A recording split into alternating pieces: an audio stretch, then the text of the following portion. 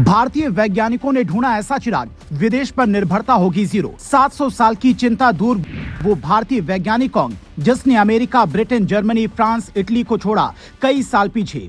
क्या है faster breeder nuclear reactor, जिसके बनते ही मोदी हुए गदगद, वैज्ञानिकों ने भी मनाया जश्न।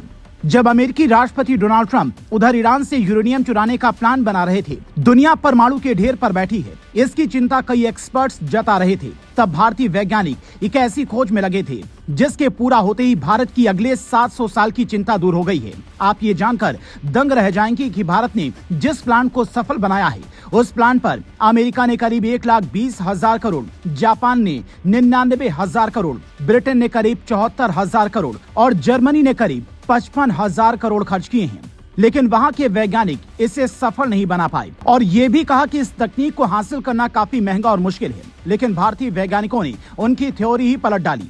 जैसे एपीजे अब्दुल कलाम ने अपनी प्रतिभा से दुनिया भर के वैज्ञानिकों को चौंकाया था, ठीक वैसे ही इस बार भी भारतीय वैज्ञानिकों ने इस मुश्किल तकनीक को 90 करोड़ में ऐसा सफल बनाया कि अमेरिका समेत खुद को विकसित कहने वाले देश देखकर दंग रह गए।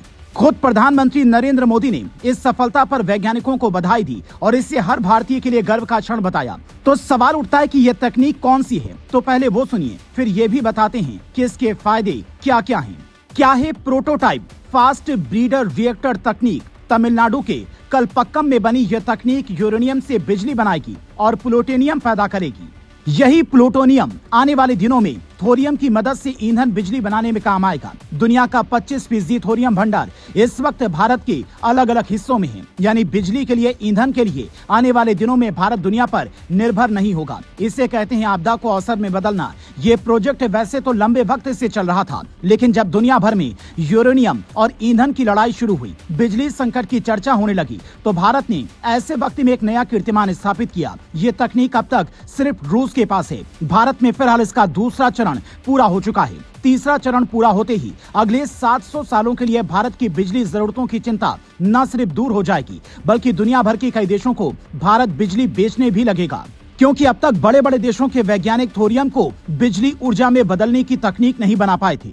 साल 2003 में भारत सरकार ने परमाणु reactor prototype fast breeder reactor के निर्माण और संचालन के लिए भारतीय नाभिकीय विद्युत निगम लिमिटेड को मंजूरी दी थी और इंदिरा गांधी परमाणु अनुसंधान केंद्र ने इस रिएक्टर को डिजाइन किया था। लेकिन बाद में तकनीकी दिक्कतों की वजह से कई बार इसके डिजाइन में बदलाव किया गया। पूरी तरह से इस टेक्नोलॉजी को स्वदेशी बनाने के लिए लगातार काम किया गया। साल 2024 में प्रधानमंत्री नरेंद्र मोदी ने खुद इस जगह का दौरा किया था, जहां पर वैज्ञानिकों का हौसला बढ़ाया और अब यह तकनीक साल 2026 परमाणु ऊर्जा बनाने में नया इतिहास रच सकती है। इस बात के लिए भारतीय वैज्ञानिकों को बधाई तो बनती है। अब तक आप खिलाड़ियों को मेडल जीतने पर, फिल्मी सितारों को मूवी हिट होने पर और नेताओं को चुनाव जीतने पर बधाई देते रहे हैं, लेकिन अब वैज्ञानिकों को भी बधाई देने की बारी है। पूरे देश को ये बताने की बारी है कि हमारे वैज्ञानिकों ने कमाल कर दिया है।